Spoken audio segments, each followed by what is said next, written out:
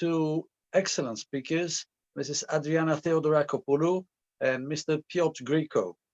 I won't say more than what I've already said as an introduction, so I would kindly request our speakers to go ahead with their presentation. Thank you.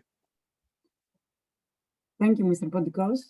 Hello, everyone, and welcome to today's session. It's a great honor being here today. And we would also like to thank you for making the time to join us. Special thanks to Piotr, who is a valuable colleague of mine, a friend, and a master trainer in Hofstede, the Dino himself.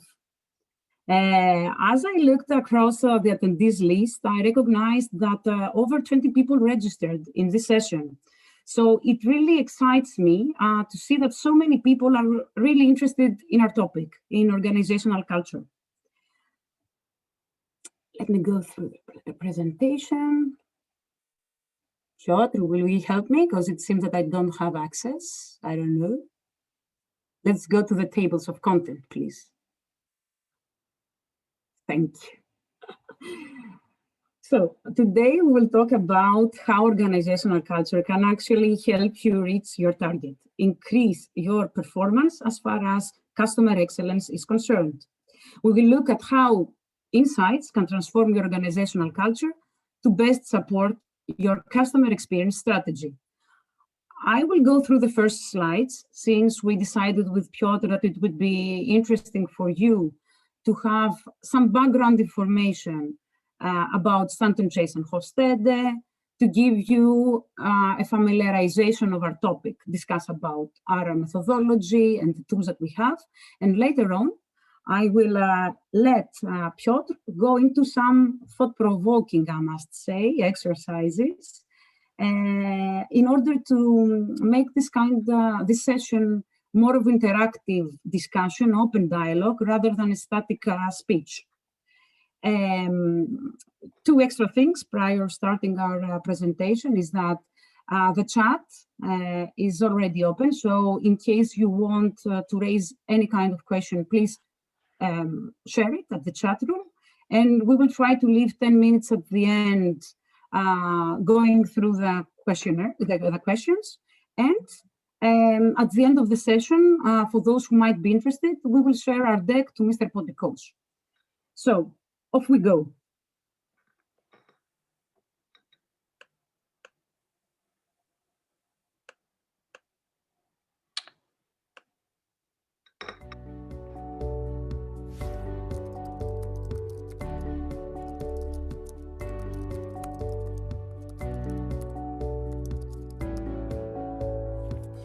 Business leaders know that a strong functional culture can make or break company strategy and is a key driver for a sustainable future. At Stanton Chase, we enable our clients to measure, understand, and transform their culture more effectively than ever before. Thanks to major advances in diagnostic research, data analytics, and behavioral insights, this innovative approach enhances company performance through bespoke, data-driven, KPI-based solutions, drawing on cutting-edge interventions developed with our global partners, the industry-leading Hofstede Insights. A tailored approach that is both qualitative and quantitative enables leadership to translate strategic goals into cultural imperatives and real, implementable action plans, as well as providing the tools for rigorous analysis that identifies opportunities and risks, enabling you to adapt your roadmap and stay on the right track.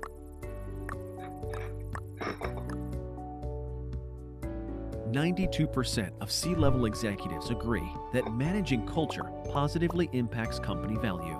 And a growing body of research shows that a good organizational culture is correlated with higher profitability, up to 20% increase in shareholder return over 5 years. Across the corporate landscape, culture management is revolutionizing leadership and ways of working, enabling companies to implement future-facing, sustainable strategies, creating value in a rapidly changing world. Is your organization future ready? Ta-da! And thus, we have the first question to you. we are going to work today, talk and work today about customer experience, customer service, customer orientation, customer centricity. So the first question is, well, is customer centricity and customer orientation the same? You can access the voting platform either by going on a mobile on www.menti.com and then entering the four-digit code 3089-0572, or just by scanning the QR code that you're having on the screen. And in a moment, I will switch to the other screen to see what the results are. But first, try to scan the QR code on your mobile, or if not, you might also do the regular voting by menti.com with a code. Okay, let me try to see whether we are able to go over. Yes. And now I will try also to share the screen with the results. Yes, here. But, I do hope that you are seeing the result screen. Yes, I'm seeing the nodding head. Yes. No, the results are hidden, so I'm giving you the opportunity to do some more voting. I've got a few votes now, but only 8 votes out of the 25 participants. So you still can exercise your right to vote. You can vote yes, no, or how should I know? We are 28 in total. So yes, so there is a space for some volume in our voting. Perhaps to encourage you a little bit, I will show the results, those that I have here. And it's not, say, 10 people out of 9. Some more votes, some more, yeah.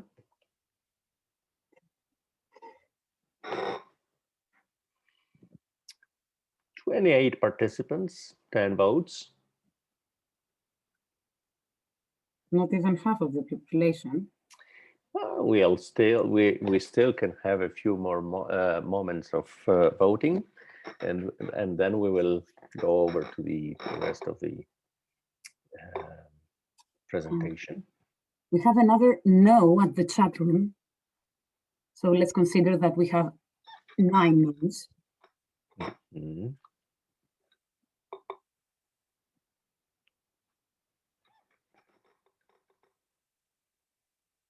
Okay.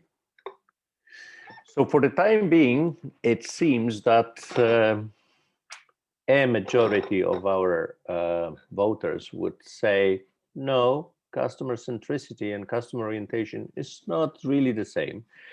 We will use the rest of our meeting today to answer this question, basically. And let's begin then. First, the presentation, back to the presentation. Yes, ta-da. And Andriana, if you double click your mouse, you will take over the screen, the mouse and the controls. Let me check whether, oh, yes. Does it work? No. Andriana, yes, no, come. Doesn't seem that it works. Okay, okay, technology is good when it helps. Oh, now it works. Yep. No. Yeah, it might be. Oh, yes. Oh, no. Let's go up the first wait. Yes. Some brief introduction about our companies, Hofstede Insights and Stanton Chase. So which is the next slide, Piotr? Coming.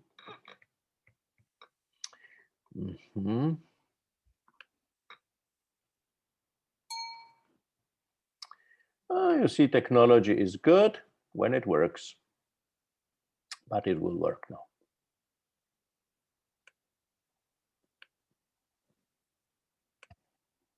But we shall thank COVID because we have you here today with us, joining from Dubai.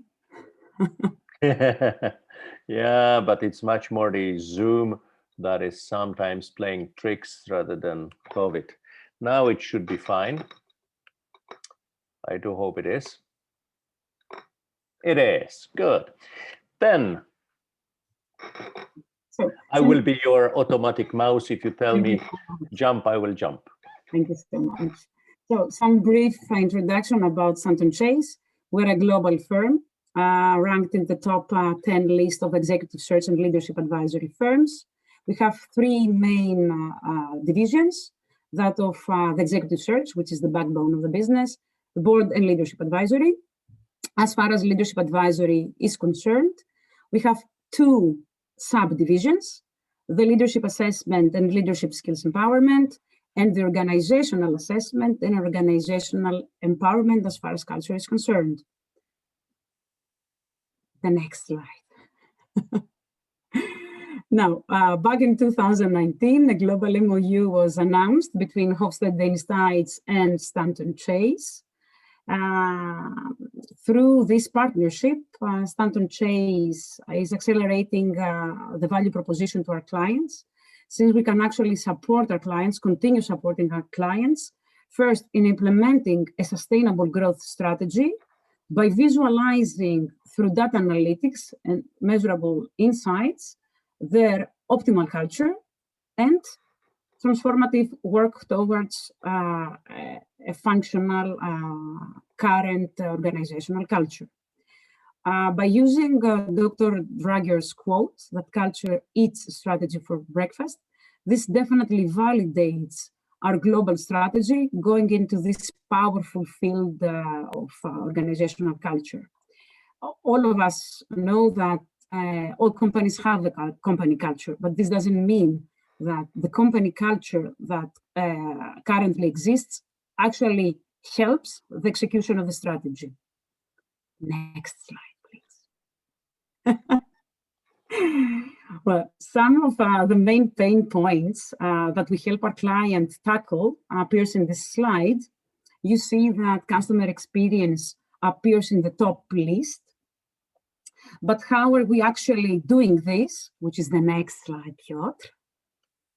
It's thanks to Hofstede Insights methodology, which goes back 30 years in scientific research, facilitation approach, and tools. Since we help our clients transform their intuition, the intuition that exists in culture, into manageable knowledge and actionable transformative work. We've heard already in the video at the start of our presentation that the majority of global CEOs and global CEOs do see a direct link in the increase of different kinds of value KPIs, indicators, like profitability, creativity, productivity, and that when corporations will manage to bring the gap of the optimal and the current organizational culture, will definitely help their business to increase its value. It's also pretty much important to observe that in the same study, that is pretty recent, it was very clearly indicated that only 15% of the respondents, being the CEOs, CFOs, as Andriana is saying, considered that their present organizational culture is where it should be.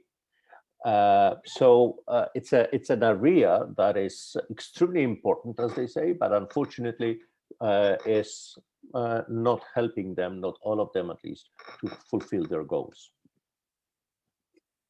So it's important to have some theory. And when we are talking about organizational culture, we mainly refer to the differences that exist in our practices, in our everyday work life.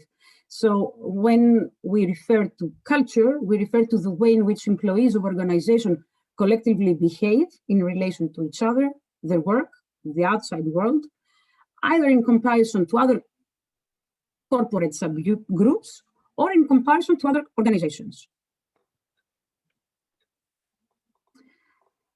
And the last slide from my end is that culture definitely matters. And why is that? Because it's the backbone of the differentiator that a corporation can have. Piotr, if you would like to, great, thank you.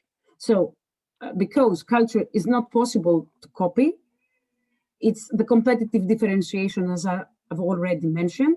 It's the glue, it's the bonding among people, and it helps the direct focus on discipline and coordination of employees' actions.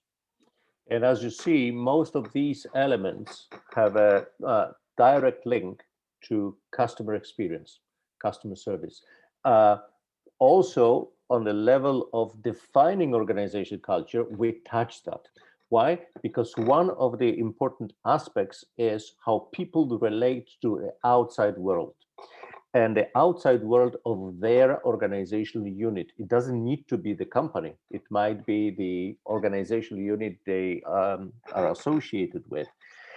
And definitely it is so that the way you treat your internal customers, as research proves, research, for example, for Harvard Business School, is transferred directly over a longer period of time over to how the external customers are being treated, handled, and managed. And that's why talking about customer experience, talking about customer orientation of an organization, you must not do that separately from discussing the strategy of the business and the strategy culture profile and the cultural strategy for the business. Having said that, it's also pretty much important that when we are talking about culture, there is no good or bad culture. The question is whether the culture that we are having is helping us or is not helping us. Is it getting us where we want or not really? Because if it's if it doesn't get us where we want, then it's not functional. So no good culture, but functional culture or dysfunctional culture. This is what we are discussing. And that has one very significant consequence. Culture is not a term that exists in the vacuum. Culture is our tool, is a tool that is supposed to help us get our goals fulfilled. Bear that in the back of your head when we continue our work. Definitely, if you would have questions, comments, put them in the chat. Andriana and the colleagues will monitor that, and they will every now and then get my attention to answering the questions on the spot. But also, as Andriana said, we'll be having a short period of question and answers at the end. Okay, different manifestations of culture. Okay, what is it? This exactly is the beginning of all the discussions about culture. What types of manifestations of culture do we have? 4 of them, as a matter of fact, and each of them very important. For the first, there is something that is called perceived culture. Perceived culture is how people at the top of the organization think the organization is like from the culture perspective. Well, is it important? Yes, because we all say that we base our decisions on facts, on reality, etc. But the truth is that we base our decisions on the perception that we are having, perception of the facts, perception of the reality. So if that perception is not the reality, our decisions may not be optimal. Perceived culture is very important when it comes to aiming to the right direction. Perceived culture. The second one is something that we call desired culture. What is desired culture? It has nothing to do with strategy. It has nothing to do with finance. It has nothing to do with operations. It's about closing the eyes and imagining the paradise on earth. Imagine the organization of your dreams. This is how we want the culture to be like. This is how we want our environment we operate in to be like. This is our emotional preference only, okay? Desired culture. The third one is something that is incredibly important because it's actual culture. Actual culture is the way we are. We had perceived culture and we have the actual culture. The optimal, the best possible option would be if actual culture was really perceived, or vice versa, as a matter of fact, that perceived culture is the actual. We've been working with organizations all over the world for the latest 25 years, more or less. And it's a rare, very rare phenomenon when we do have a situation when the people at the top of the organization would perceive the organization and their culture in the same way as the data shows. In other words, that the perceived culture and actual culture are the same. Having said that, there is one more manifestation of culture, which is called optimal culture. Optimal culture is a decision, is a profile of culture that we need to have, that we should have, that we have to have in order to be able to deliver the strategic goals that we are having. Those four come into an interplay, especially perceived and actual. If they don't coincide, we should strive for getting the senior leadership team of an organization to base their decisions on facts and move their perceived culture to actual. But the remaining three also have a play among themselves. Let's have a look at that play. Actual culture is where we are today, okay? We have the strategy, we have defined the success picture of the organization in, say, 3 years. And derived from that, we are able to define the optimum or optimal culture, if you like, which means that our task for the time to come is to cover the route, cover the journey from actual to optimum, right? This journey would be called the cultural transformation of an organization into one that is helping us deliver the goals. Fine, nothing strange there. So what are the elements that might be helping us in this journey or not? This would be the desired culture. Because let's see the desired culture.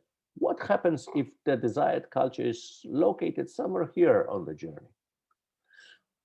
Well, logically speaking, that's good, right? Because people's hearts, our employees' emotions would help us move from today into the optimum position, correct? Yes, but they would help us to move more or less to this region. But later on, we would go, our needs, strategic needs would go beyond the wishes and emotions, positive emotions of our people. And that would mean that even though they are helping us to reach over here, beyond that point, we would need to take special measures to get them, stimulate them to move further. But this is a positive situation. Look at the different situation. The optimum culture is where it was. The journey is supposed to be taking place like here, but we've got the desired culture over here. What does it mean? It means that the emotional energy of people in our organization is focused on something else, only to some extent, as you remember from the elementary school and the physics lessons there, the forces, the vectors, and etc., only to some extent supporting the idea of the management for that transformation that is needed. But of course, the let's say, ideal situation would be if people fully emotionally accepted not only the direction, but also the extent that we should be going. This is happening not that often, but it's happening in 30–40% of the cases that we are having. Sometimes, however, the emotions of people are not where we should be, but where we are today. And that would mean that the change readiness of people, of the organization, in other words, is at the minimum level. And that's bad news, because from the strategic perspective, we have to go ahead. People's emotions would not let us do that. So either we need to influence the emotional side of our employees, or we need to rethink the dynamics of our strategic moves. Even more so if the situation would be something like that. This happens seldom, because very seldom, very rarely, the management team who is responsible for setting up the strategy and defining the optimum profile of the organization would not take the emotions of the employees into consideration. But that is a disastrous situation. People want to go left while the organization needs to go forward. And a conclusion here might be that we need a different type of people in place. We need also to rethink our strategy, because with this people that we have, this strategy probably will not be possible to implement.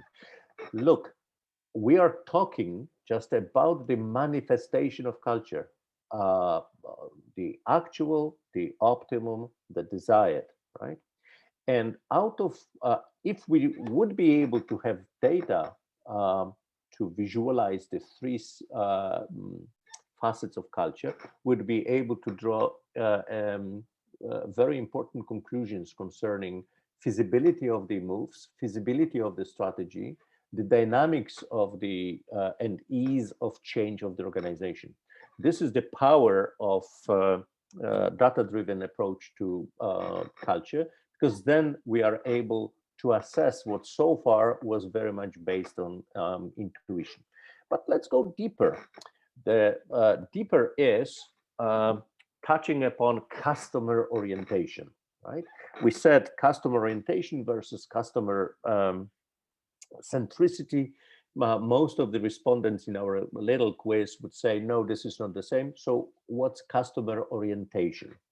Well, customer orientation in our way of looking at an organization, at a company, can be viewed through a little case.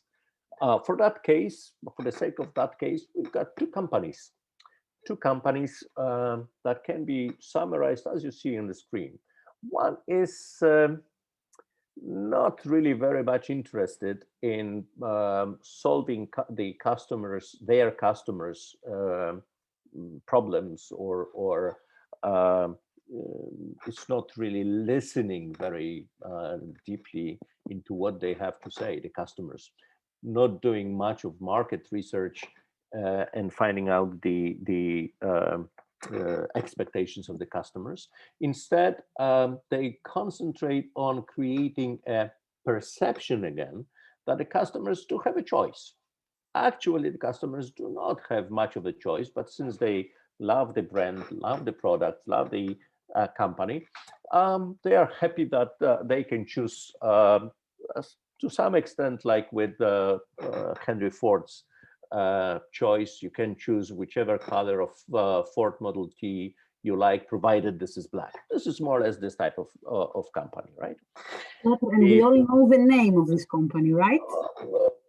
We can try to guess it now, right? And the company is having a very limited product range.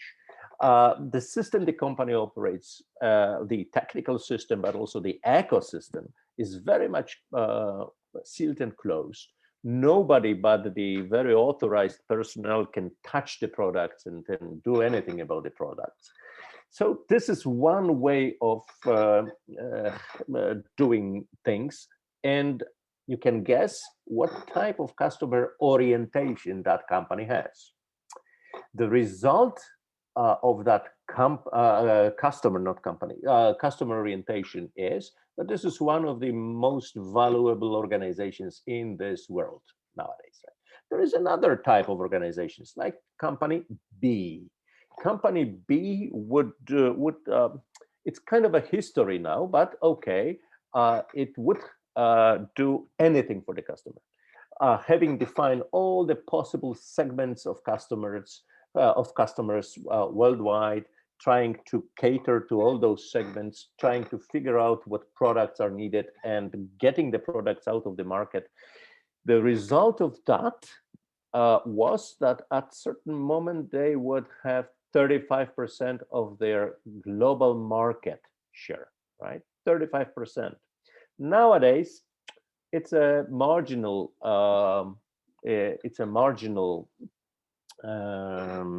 share, as a matter of fact, less than 5%. One element being that the high customer orientation that this company lived with ended up in a not really very profitable operation. Some additional smaller or bigger strategic mistakes that they crimes that they committed, and it all resulted in the significant drop of market share and marginalization of that company in this market at least. You can guess that we are talking phones, that we are talking an American phone maker, and we look also at the Finnish phone maker. Their approach to customers, their approach to building a customer-oriented organization are totally different. So what is customer orientation? We look at customer orientation as one of the pillars of organization culture in the, according to a research that had been performed by Professor Gerd Hofstede and his associates in mid-80s, describing the characteristics of an organization. One of those factors or characteristics was customer orientation. Each of the dimensions, we will refer to the dimensions later, no problem. Now, just one of them being customer orientation. Each of the dimension is shown on a scale from 0 to 100.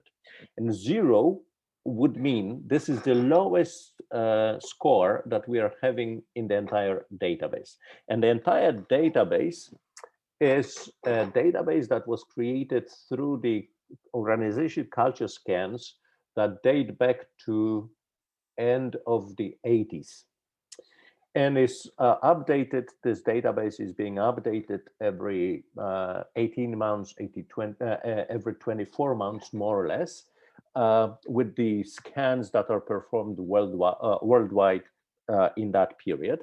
So nowadays, there are tens of thousands of companies and organizations and measurement units that are gathered there.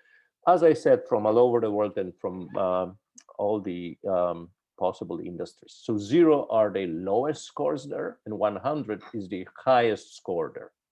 Having said that, if you see this scale in front of your eyes on the screen, you also see that some part of that scale is blue, whilst the other one is reddish, yellowish, or whatever. This is so-called no-go zone. Not that because this is not no-go zone because somebody would say so.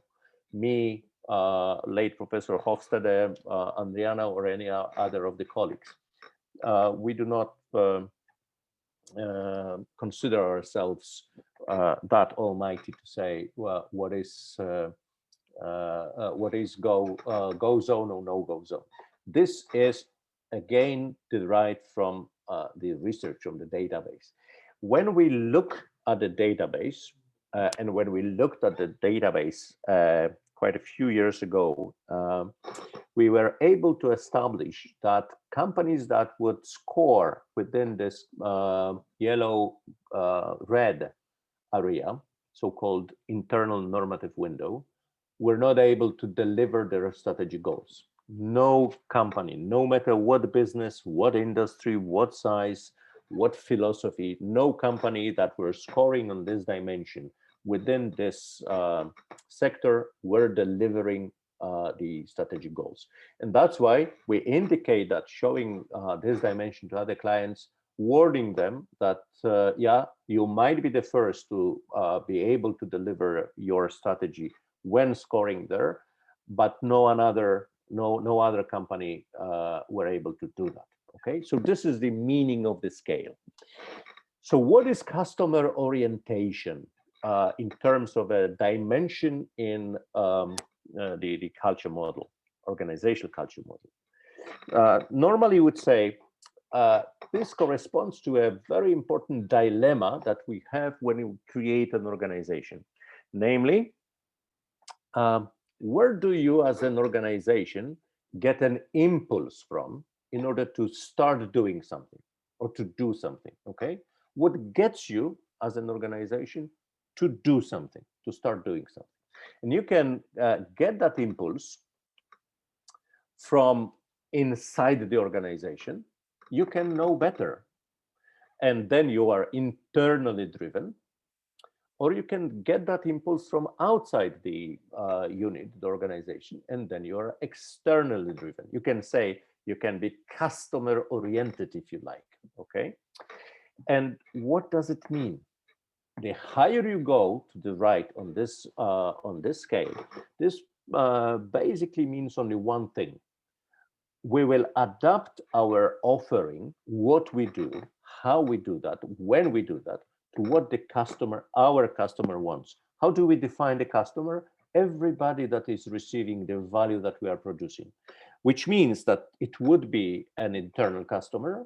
For example, sales guys would be having the internal customer, the marketing guys would be having the internal customer in the sales department, on the finance department, or the external customer. The higher you go, the more you cater for the needs of the customer. In other words, you listen to your stakeholders and you are doing your utmost to give them what they want. If you go left on the scale, when you go low on the scale, customer orientation scale, then you know better. And you say, okay, whatever color you want, be my guest, provided it is black. That's it. This is a perfect situation when you've got a monopolistic position on the market. Why would you bother what they want? They will need to buy from you anyhow. When you don't have competition, or when you define a new market. When you define a new market, they are supposed to take from you. For example, Apple in 2007 introduced the first iPhone, right? Who had thought about a phone like that being a computer? Yeah, Nokia tried with the communicator, etc., not very successfully. And Apple came in with a storm, basically, and defined the market. Since then, the whole category of mobile phones changed dramatically. They didn't listen to anybody. They did what they considered the most important. They did what they thought that the customers will love. They were internally driven, not customer driven. Nokia, however, was trying to please the customers and were never able to do that. When, of course, here the descriptions are about the extremes, but you never say never, seldom have any extremes. That's why when you start looking at the different shades of customer orientation, then you get into the different sectors. Here, the sectors are visible on the screen, and you are able to see how things are changing. What might be, what was striking for me, what might be striking for you when you see that for the first time, is that ethics, high standards of business ethics, honesty, would draw you down, draw you away from customer orientation. And when I saw that for the first time, I had a difficulty with this conclusion, because for me, keeping the high standards of business ethics, honesty, is something positive. And if this is something positive, why would that be close to the no-go zone? Strange, right? Whilst pragmatism with ethics, okay, I can see that as something not really recommendable for quite a few businesses, right? So why so? Well, this brings us back to the first ideas that we presented about culture. There is no good or bad culture. It's all about whether the culture is functional or not. There is there are no norms connected to these characteristics. In other words, if you are customer oriented and you go high, then ethics would be stopping you, hindering you from going very high on that scale. And it might be so that it would be harmful for your business. If you take, for example, for me, the best example of high customer orientation would be no ethical barriers at all. Let's take the drug dealer, right? Perfect example of extremely high customer orientation. If I come to a drug dealer and say, I need to buy 1 kilo of Coke for my personal use, the weekend is coming soon, right? Give me 1 kilo and I have the money, no problem. I buy the 1 kilo and I consume the 1 kilo, I will be dead. His market is gone, at least part of this market being myself. But he is so customer oriented that would deliver what I wanted, right? So as you see, there are nothing bad or good about the characteristics. It's all about the shades of customer orientation. What it means also is that in order to define your organization, you need to find your own point of equilibrium here. Because there are lots of companies, Nokia being one of them, but there are quite a lot of other companies that were or have been very much customer oriented in the D sector high levels of, and they were having huge financial problems, for example, because each time they needed to change, that requires time and resources and money and everything. If you do not have the properly large volume of business, this will lead you nowhere. Okay, customer orientation. But customer orientation is not really everything. We said customer centricity also. Before we go further, why don't you help me with customer centricity and give me some definitions of customer centricity? You've got a possibility to do some voting. Please do some voting on that. 57, 42, 74, 91. And I will open the other. I will open the other website and see where we are there.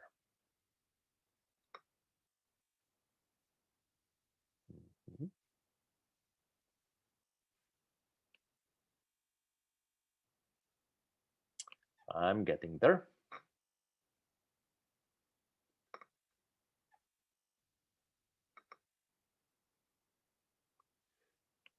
Centricity and orientation.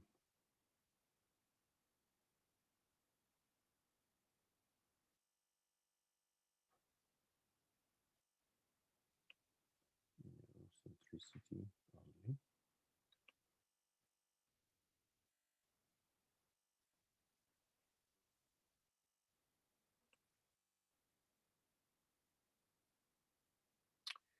Let me share the other screen. Where is it? It's over here.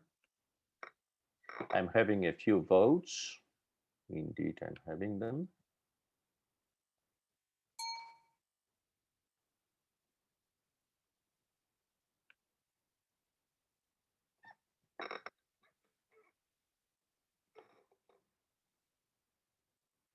Give me more.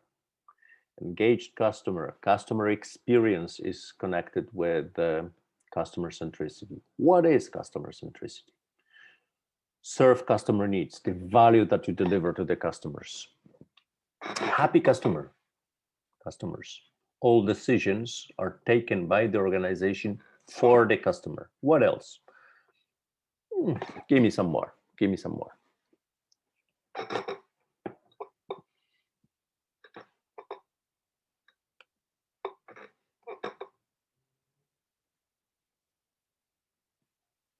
You've got the voting code at the top of the screen, 57427491. If for any reason Menti doesn't work for you, you can always write it down at the chat. Very much so. Because technology is very important and very reliable till the moment when it stops being reliable. And then things are happening. Any other opinions about customer centricity?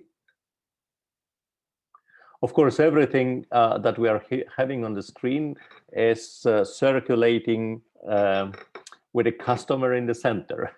Strange enough, right?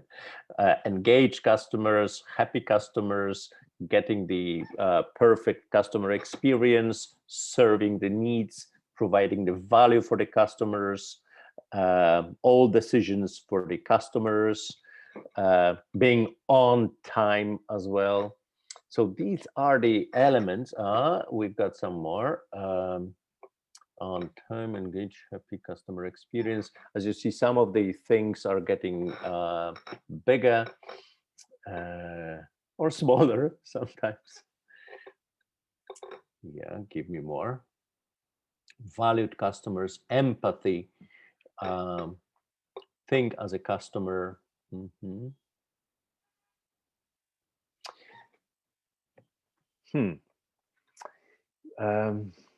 When we are looking at this screen and we are having all those elements, we also experience one more thing that is pretty much important. Namely, we are having, as you see, a cloud of words, cloud of statements that circulate around customer centricity. If we were the management team of an organization, this would be the input that we'll be having in a discussion about customer centricity. So how can you get it tangible? How can you measure customer centricity? Of course, you can set up KPIs and metrics to all the different elements there, but this would be micromanagement. How can you get it under in your hands, I would say, when looking at the entire company, when looking at the entire operation? It might be company, it might be division, it might be a unit, doesn't matter, but from the, let's say, macro perspective, right? Because all the elements here are similar and different at the same time. You need to have a way to handle that in an objective or at least objectivized way. Otherwise, it's gonna be difficult. So how to get it done a little bit easier then? Okay, here we go with the continuation of the presentation. Andriana, tell me whether we are back in the presentation. Yes, we are. Good. And this is our motto. Of course, there are many fathers to this statement. Some of people would say that, of course, this was Drucker, but as a matter of fact, this statement is coming from the ancient world. The first notices about that statement are dated back to the ancient Roman Empire and also Greece, as a matter of fact. So Drucker and company just took the honors, but not really were the originators. This is our motto. what gets measured gets done. How do we do that? Well, we use the multi-focus model, Hofstede Insights multi-focus model for organizational culture. Having 6 dimensions. At the bottom of the screen over here, you've got a link to an online app that is called Click and Learn, that would allow you to play a little bit with the model, with the different dimensions, with the different sectors, with the different examples, etc., etc. And it's pretty handy when you want to visualize what is being meant by the different dimensions. There are 6 dimensions of the culture. As you see, dimension number 2 is customer orientation that we were discussing before. But customer orientation is just one of 6.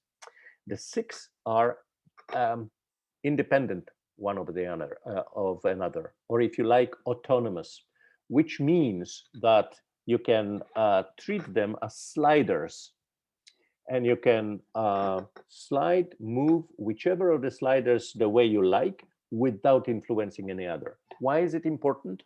Well, for once, it is important when you describe the actual situation, the reality.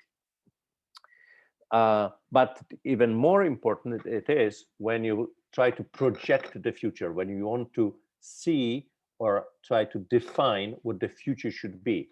If those dimensions were interconnected, then you would be at a loss, because moving the level of control up would move something else.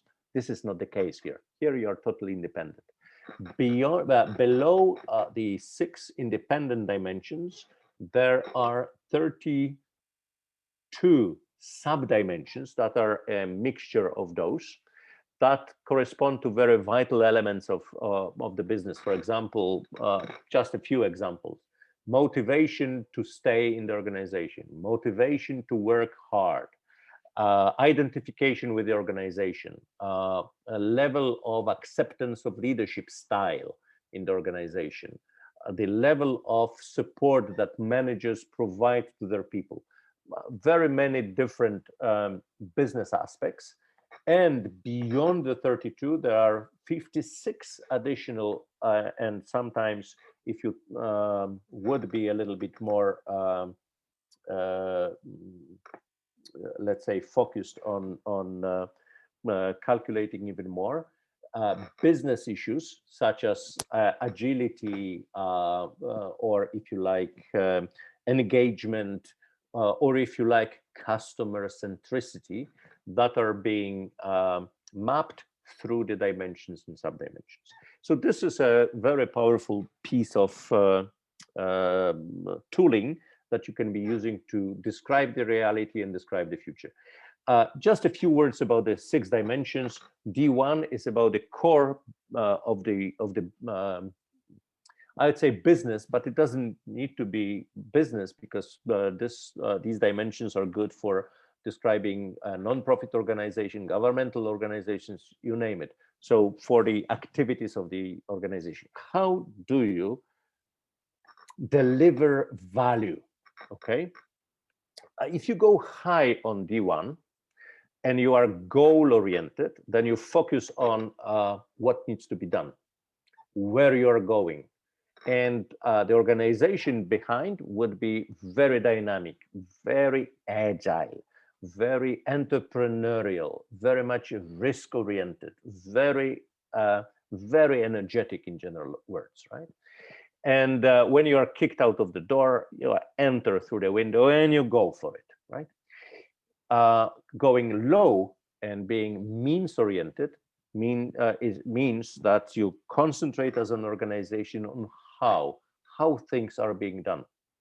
So you are here and now looking at what you're having, looking at the prescription, the standards, the procedures, and you meticulously implement that. Risk-taking, no way. You manage the people in order to get them keep to the standards, whilst you lead the people in order to motivate to achieve more. This is D1. D2 we discussed, so I will not steal your valuable time today. D3 is about how you coordinate people. How do you get people's actions in the organization coordinated? How do you get them disciplined, basically? What you call this dimension is very often the level of formal control. How do you control time, money, and quality? The higher you go, the more formal control you exercise. And all the discrepancies from the standards are not welcome. What goes with that increase of formal control is the increase of predictability. The business becomes much more predictable. Nowadays, this is pretty much important. Stakeholders, shareholders demand predictability out of the leadership teams of businesses. The problem is that at the same time, they normally, very often nowadays, demand creativity, thinking out of the box, right? The bad news is that this is the other extreme on the same axis. So if you go low on this dimension, if you go into an easygoing situation, this is the only situation when people can think freely, can be creative, can invoke the out-of-the-box thinking. So it's either or. Not that we often associate creativity and predictability to be the same dimension. It is, as a matter of fact. The fourth one is about the glue, organizational glue. What is the focus of loyalty of people? Or if you like, focus of interest, same thing. If you are low and your D4 is local, the organization is local, then loyalty is within,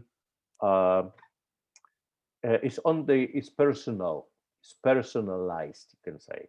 The loyalty to concrete people, to my boss, for example, or to my colleagues that I stick to, right?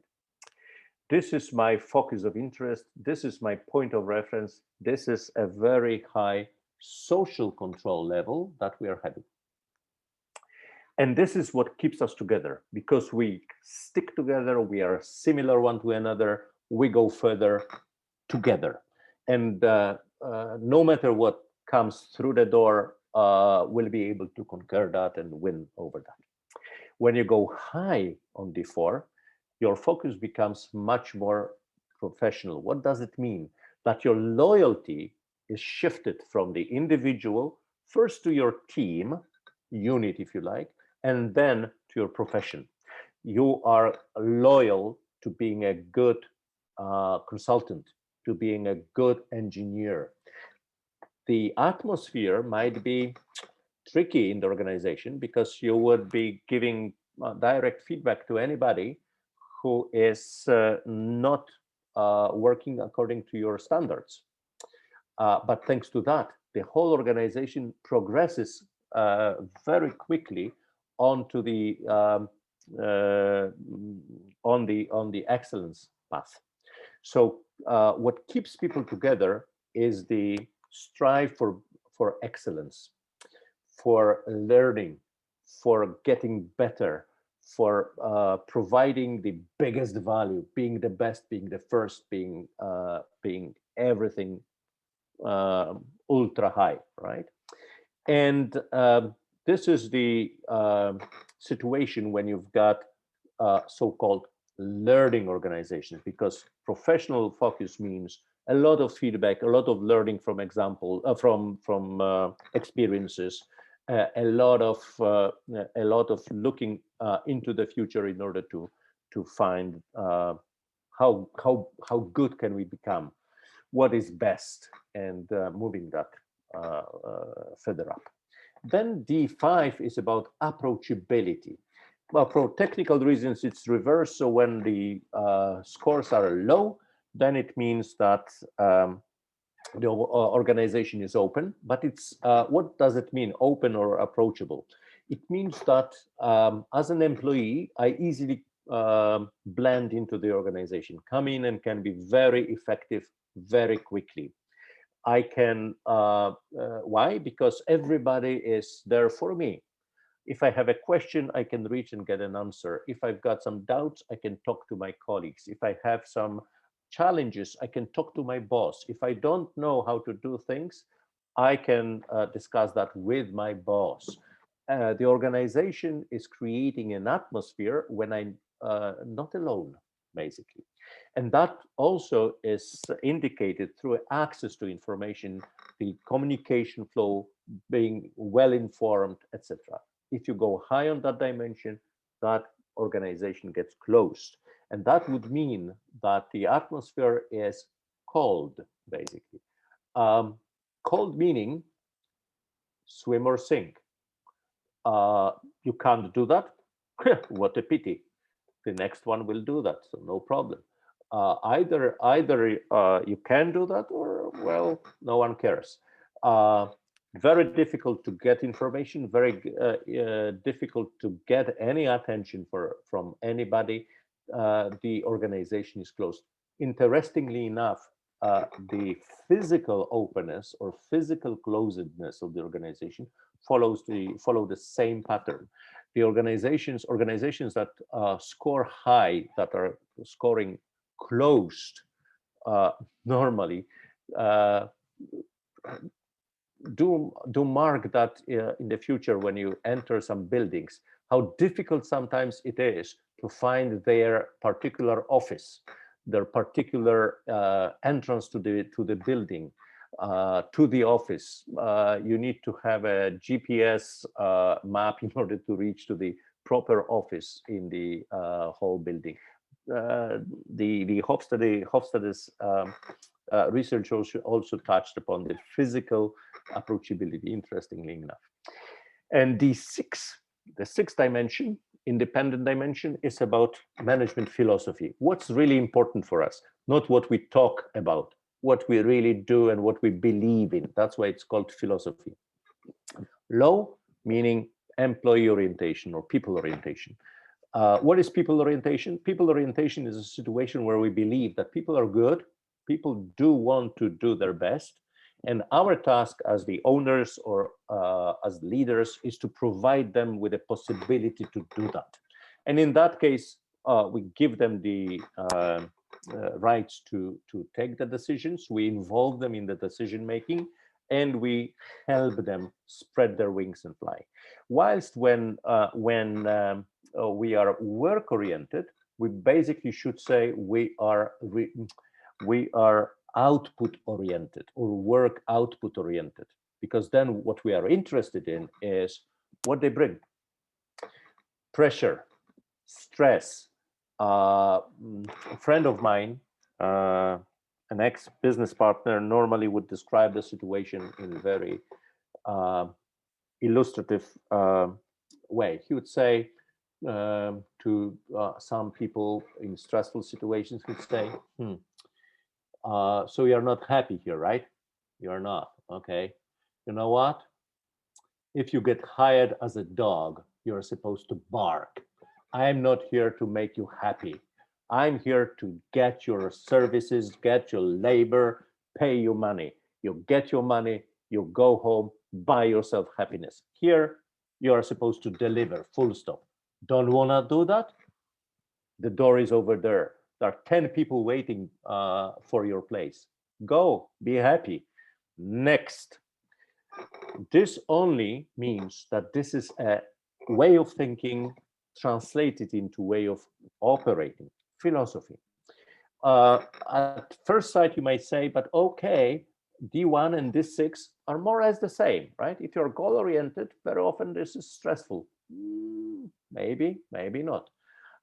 If you go to YouTube and you write the keywords Google culture performance, you will get a short movie clip from BBC describing Google culture.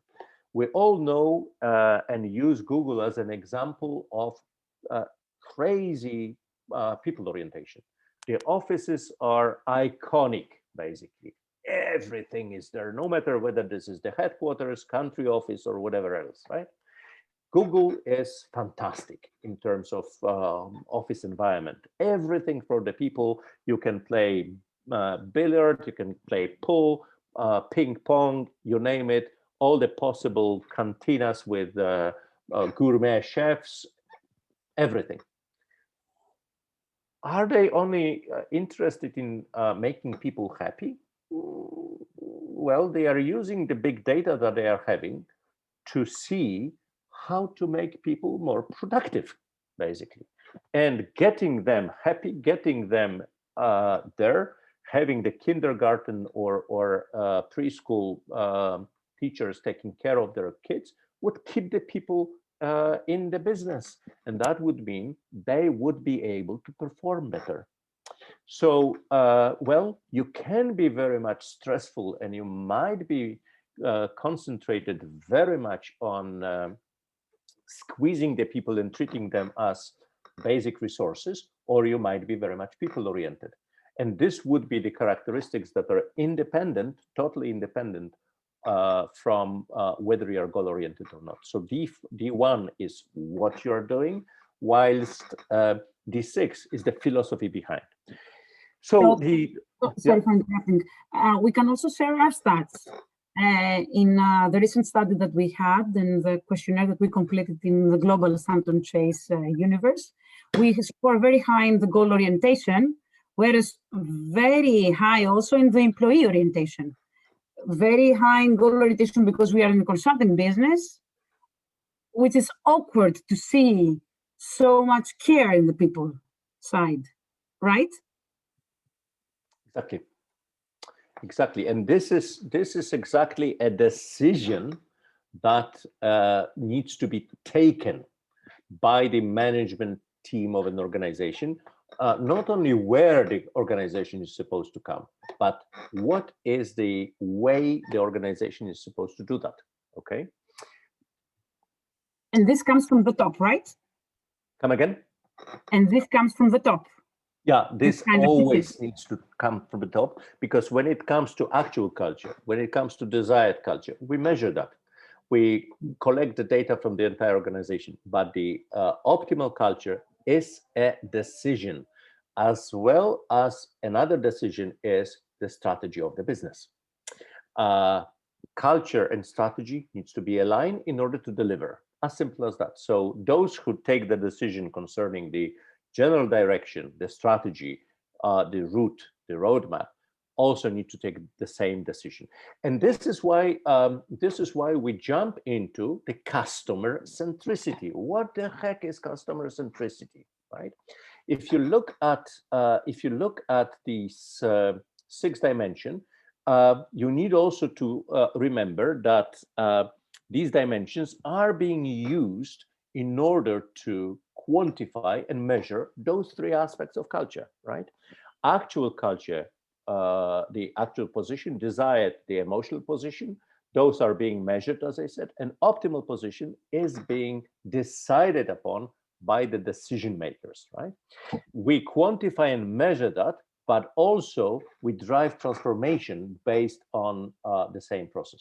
Here you've got the model of the regular culture transformation project, but basically, if you forget the word culture, it's about transforming the business into a shape that would enable it to deliver the strategic cornerstones, right? You've got the analytics, which would be the top part of the graph. You would have the implementation and sustainability of the entire process, and the loop to measure and measure and measure again, time after time. How often? Culture does not change overnight. That very seldom happens, and that means that measuring the entire organization on all the dimensions is meaningful, not really more often than once a year. Normally, with the transformation process, this should be the transformation itself should be given a year in order to kind of get traction. But we were discussing customer centricity. What does that mean? Well, taking the multi-focus model, the 6 dimensions, etc., we always start not with culture, because culture is a tool. We always start with the strategy, with understanding what we strive for, understanding and agreeing what we start for. It's very interesting, especially in companies, to see that in companies even who have just completed the strategy development process, to see that the interpretation of the priorities, goals, strategy among the top leaders of the organization, very often the alignment among them is not really very high.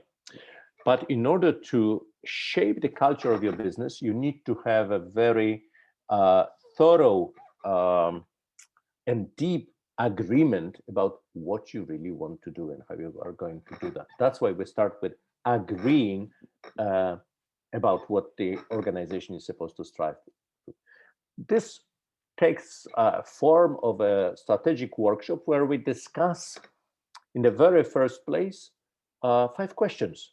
5 simple questions. Normally those questions are killing, because the simpler the question, the more complex the answer becomes. The first question always is, what is the product of your business?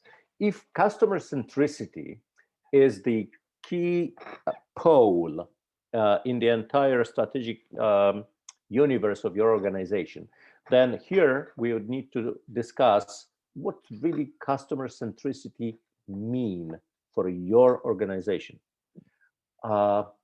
If you are saying that this organization is customer centric, okay, what does it mean? And you need to agree about that among the top leaders of the organization. So what are you as a company are being paid for? Is it the beauty, as we are having here in front of us, a car, a Bugatti that costs a lot of money and is one of the fastest mass production is too much said, production cars available on the streets? Is it about the car being able to move from point A to point B? Is it about the speed? Is it about the design? Is it about the ego that suddenly grows when you can drive this type of car here on the Sheikh Zayed motorway and show how important you are? What is it basically that you are selling, or not what you're selling, what they are buying from you? And customer centricity would play a role here. You need to agree in basic format of a list of bullet points that you would all, as the leaders of the organization, be able to subscribe to. Question number 1 is, what is the product? Question number 2 is, what is quality? Not today, by the way, but within your planning horizon, within the 3 years, for example, right? So what is quality? What does quality supposed to mean within your strategic parameters, right? And again, you need to agree on a number of bullet points that would be characteristic for you. If we are talking about customer centricity as, again, the central pole, what does it mean that the customer centricity provides value, provides quality, is of high quality? All these considerations need to be taken in here, and they need to be agreed upon. Product, quality. The third question is, what efficiency is supposed to mean within your strategic parameters? Efficiency, and again, a few bullet points that are agreed, discussed, agreed, and can be translated to coherent behaviors later on within the organization. The fourth question is, okay, describe success. 3 years have passed, for instance, right? You have implemented your strategy. You are a customer-centric organization. how will I know that you're a customer-centric organization? How will I know that you have succeeded? What elements would be key, crucial, fundamental for your success? I agree on that. Even if the management team is composed of 5 people, sometimes this is a very lengthy discussion. And there is product, quality, efficiency, success, and the last question, but very important, what are the challenges that you're supposed to face within the planning horizon, strategic horizon? Depends on the business. If you are in the railways, probably this would be 10 years. But if you are in fast-moving consumer goods, probably 24 months would be a long period. So the planning horizon would need to be adjusted to your particular needs. So what are the challenges? Where are you? What are you going to face? What do you need to have an idea of solving it? How to solve it, right? When you've got that environment, and this environment meaning this is visible and visualized and visible to all of you in front of your eyes during that workshop, the next step is very simple. Let's translate that into the optimal profile of culture. How? Using the 6 dimensions of the multi-focus model. Again, agreeing, discussing, disagreeing, and eventually agreeing upon that. Is there a pattern? Is there a template of what customer centricity should mean for you? Well, the answer to this question is no, because the basic point of reference or framework of reference is not anybody's solution. It's your own solution. It's your own strategy. How do you want to differentiate your business from any other business through, for example, customer centricity? In other words, how do you form, shape culture, distinguishing your customer centricity from your competitors? Working with a German wholesaling organization in one of the North European countries, we were discussing their customer centricity. And it turned out that their customer centricity would be much more oriented on a very specific customer, professional, on Horeca or professional trading organizations, and providing them with possibilities that they wouldn't be able to find anywhere else on the market. For instance, simple things like the parking lot that would be composed differently, covering the parking lot from any atmospheric influences like sunshine in the summertime, or if you like, snowfall or rainfall in autumn or winter, right?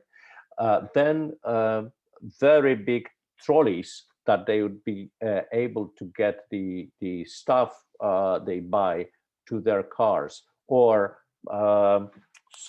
getting the stuff delivered to their location, etc., etc. Whilst at the same time, when we were working with a retail chain, it turned out that their customer centricity was something totally different. So we can rephrase the question: which of the dimensions out of the 6 you need to really take into consideration and focus when discussing the different shades of your customer centricity? The answer to this question, when you look at those dimensions, I'm sure that after our discussion so far and playing a little bit with the click and learn, you can already now guess which of the dimensions would have a direct influence and need to be taken into consideration. Strange enough, it wouldn't be D2. It wouldn't be the customer orientation, because you can be customer centric, having low customer orientation as Apple. You might be customer-centric while having high customer orientation, for example, as Nokia or Google for that matter, right? So customer orientation per se might be neutral when it comes to customer centricity, whilst other dimensions would not be neutral. You would, if you want to have high customer centricity, you need to be above certain level of dimensions or below certain level of dimensions. The first one, can you guess? This would be D1, goal orientation. You wouldn't be able to be customer oriented if you didn't look around, if you just looked on the procedures that you're having and implementing the procedures as the organization, not as an operator, but as an organization, and not being interested in anything else. Then you are not susceptible to reacting to anybody's feedback or feed forward or market information or anything else. So, and apart from that, customer centricity means energy very often, energy that is needed to be injected in what you are doing, and very often agility and speed of reaction and sometimes proactivity. And in that case, customer centricity is connected directly to higher D1, higher goal orientation.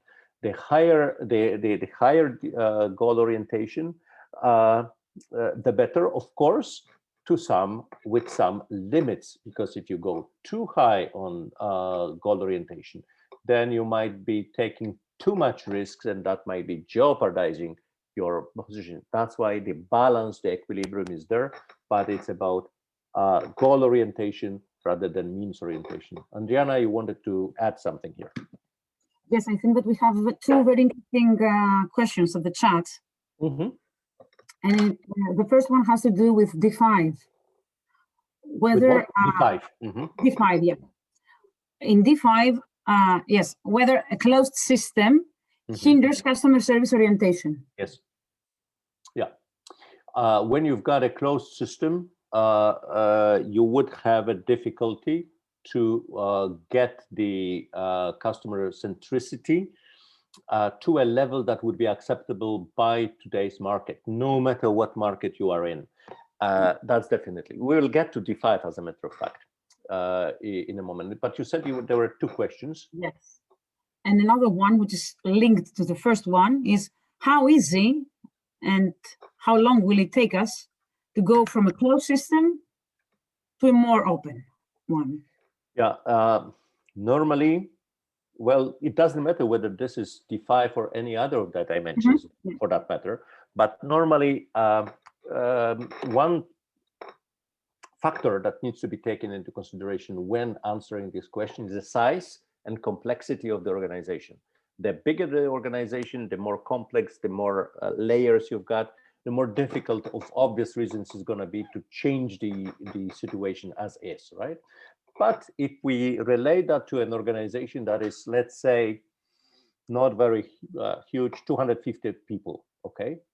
If you've got 250 people, which means that you would have something like 20, 25 managers, leaders in that organization, and you've got a few functions and 2-3 layers hierarchically, then you can easily say that if you want to create the transformation in an organic way, without laying off people, without getting new people on board, just by changing the practices.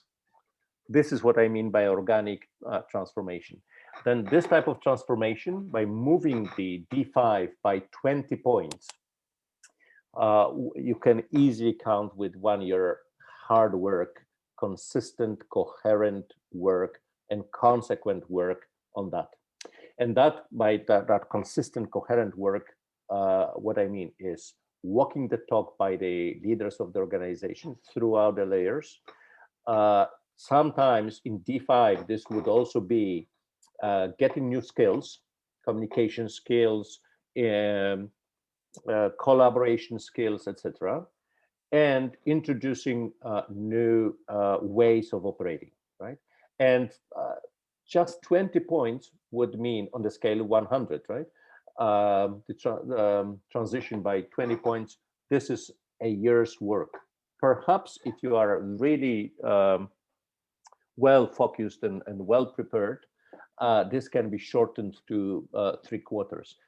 Recently, we had a very interesting project. Recently, 2018, as a matter of fact, we had a very interesting project when we worked with the local bank, as a matter of local here in Dubai, bank that was going through a pretty significant transformation, and the transformation was circulating around 2 aspects.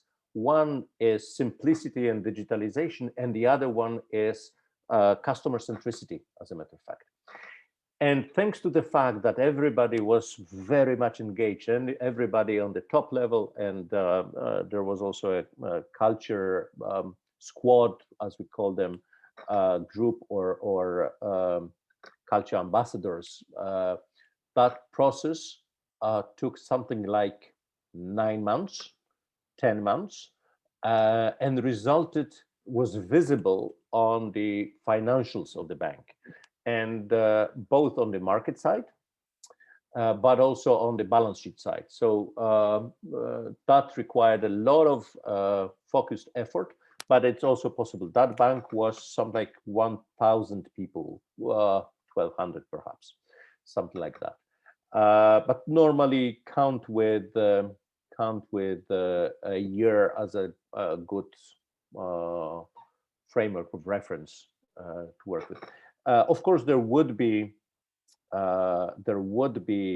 quick wins. There would be possibilities to have certain KPIs emphasized higher and sooner, but for sustainable transformation on D5, for those 20 points, it's reasonable to calculate roughly 1 year. I do hope that this was helpful, but as far as the customer centricity is concerned, D1 is not the only dimension, as a matter of fact.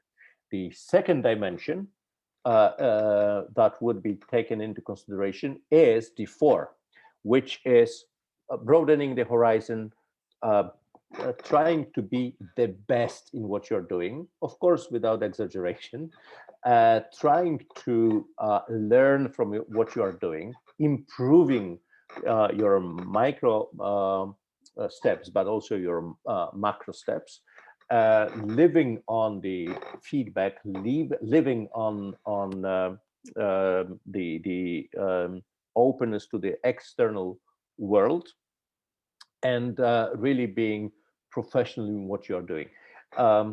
Those two, D1 and D4, in collaboration are the most important ones, but without 2 others, you won't be able to reach far. The third one that is extremely important is definitely people orientation. If you are work oriented, if you are squeezing the people, if you are increasing unnecessarily the stress and the frustration in the organization, the customer centricity efforts would be basically not enhanced, would be hampered, would be definitely damped. Why? Because people need to be genuinely interested in what they are doing and how they are doing. And it's very difficult to make let's say, engaged employee out of a slave. And when you pass 75 on that dimension, you've got slaves. You've got a situation when your organization can be treated equally with labor camps in North Korea, right? So that's why people orientation and low scores on D6 are necessary for you in order to get to the customer centricity of a level that is acceptable nowadays. Where on these 6 you should place yourself, that's a different story.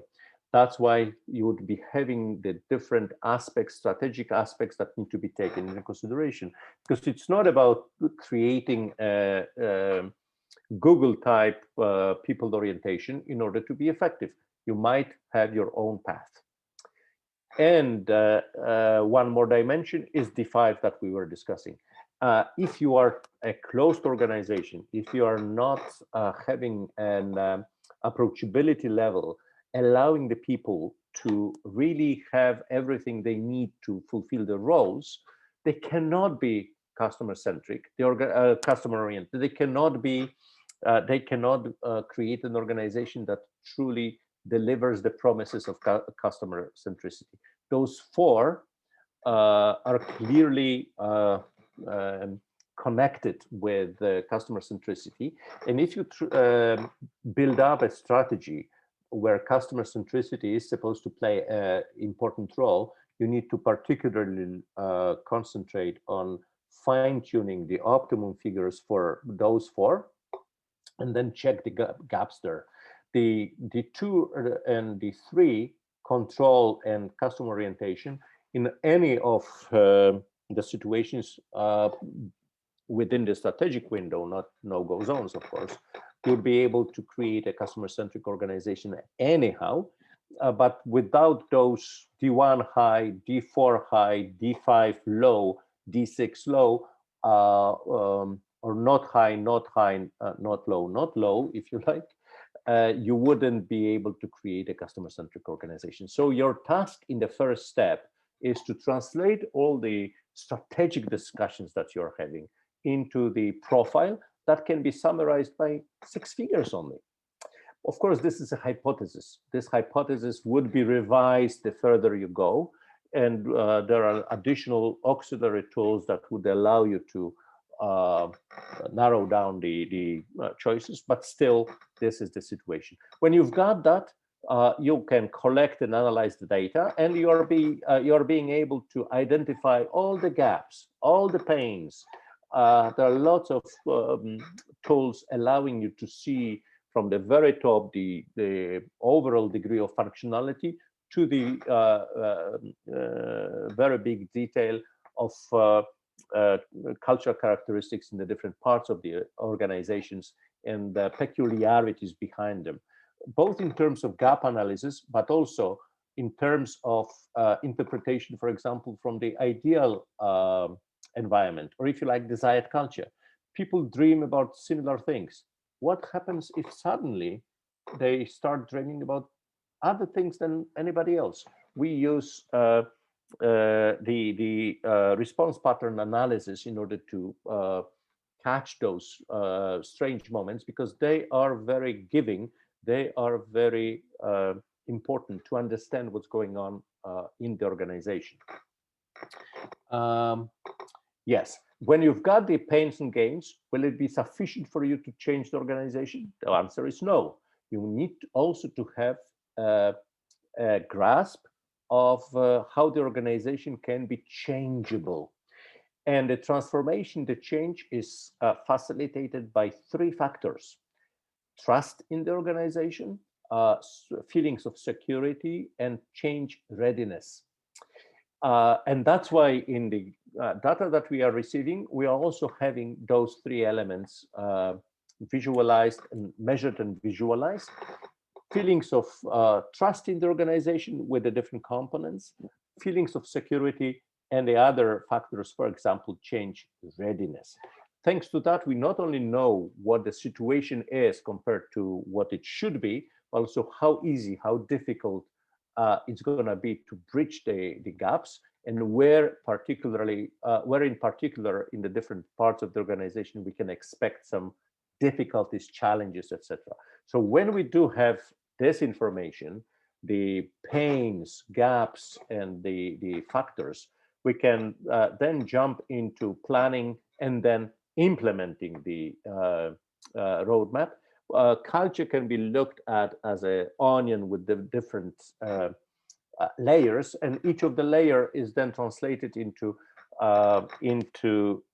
tools and elements, systemic elements, such as capabilities of people, strategies that you implement on different levels, reward and sanctions systems, structures and systems, and to all that separate reports on so-called levers of change are being produced.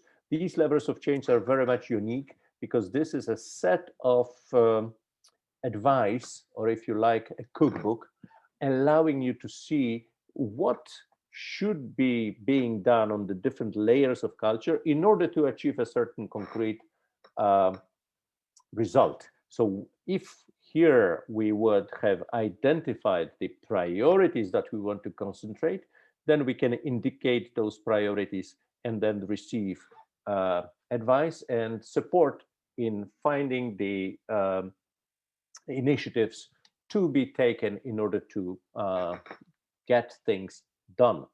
And that would mean that we would be able to start implementing the things, because having all those change levers, having all those elements and discussing that with the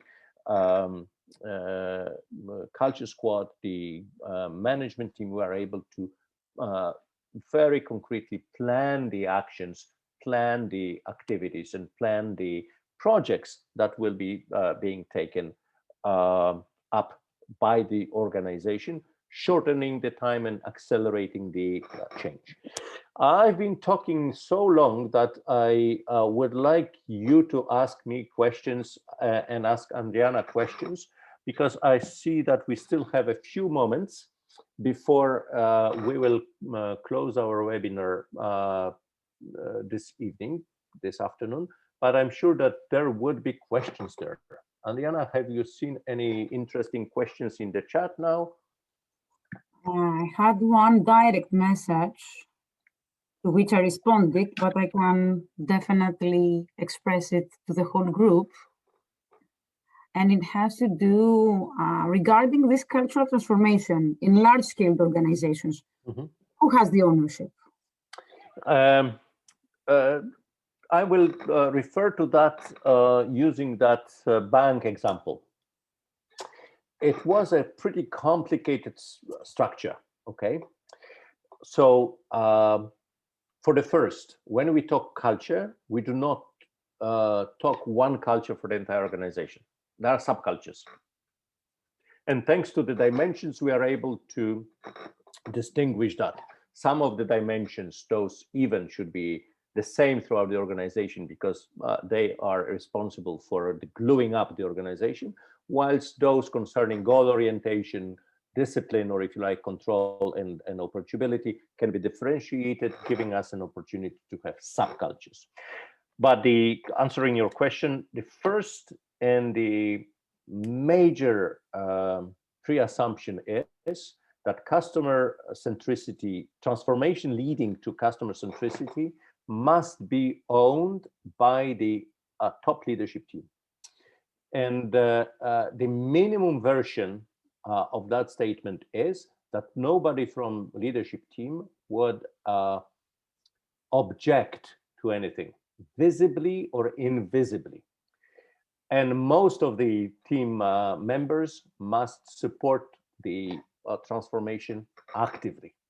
The fact that the bank was able to achieve the great results within such a short time was that the CEO, before taking up the transformation journey, had a very clear idea of what he wanted to achieve, and he changed the composition of the leadership team and swapped quite a few people, so that within the leadership team he had a total support and active support from the team members. So that is number one. But it's not going to be enough for say 5, 10, 7, 10, let's say 10 people up there in the organization to achieve everything. That's why we need to involve as many people as possible within the organization. We normally work through an internal group of people whom we call culture ambassadors, change agents, culture squad, you name it, who would be working in the organization from within instead of letting us, the consultants, do the work. We believe that culture transformation is the organization's responsibility. And this is why the organization needs to take that responsibility.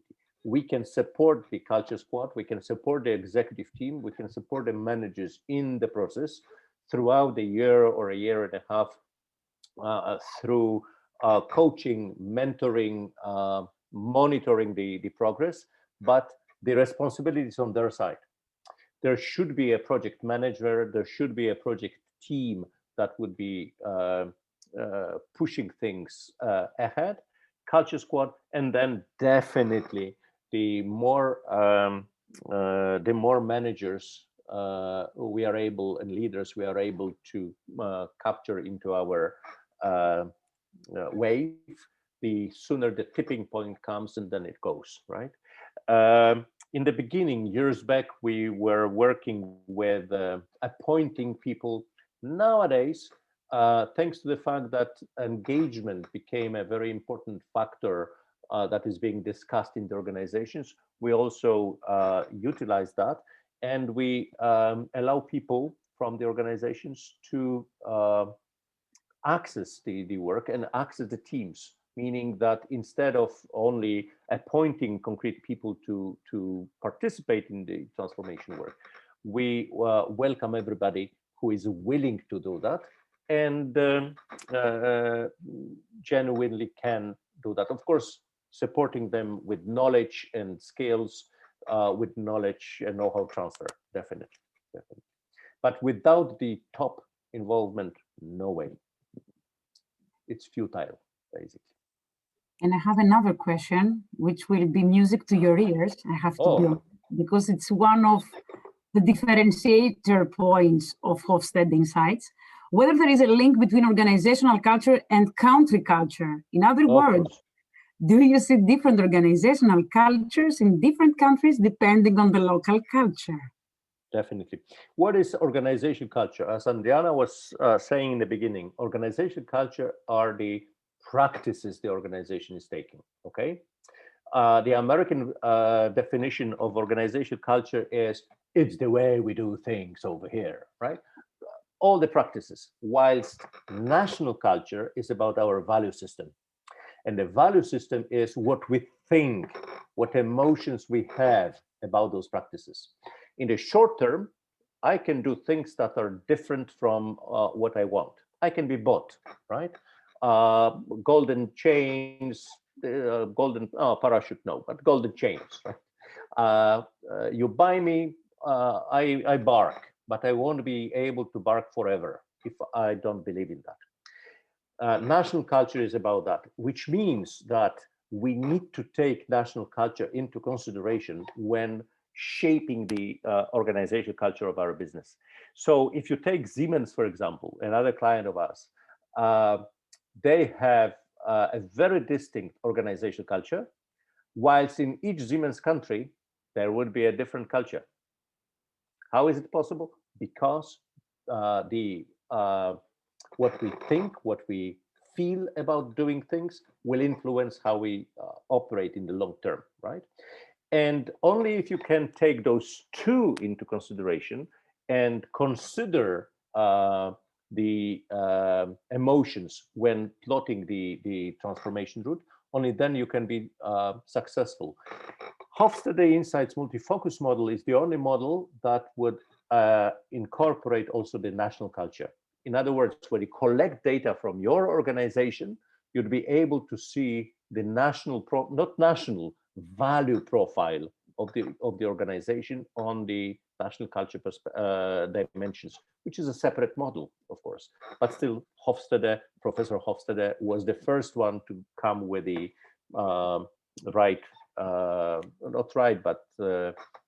renowned methodology to quantify organizational culture, as a matter of fact. I am afraid that we are coming, we have passed the full hour, and I'm afraid that soon I'll be strangled if I don't finish my talking.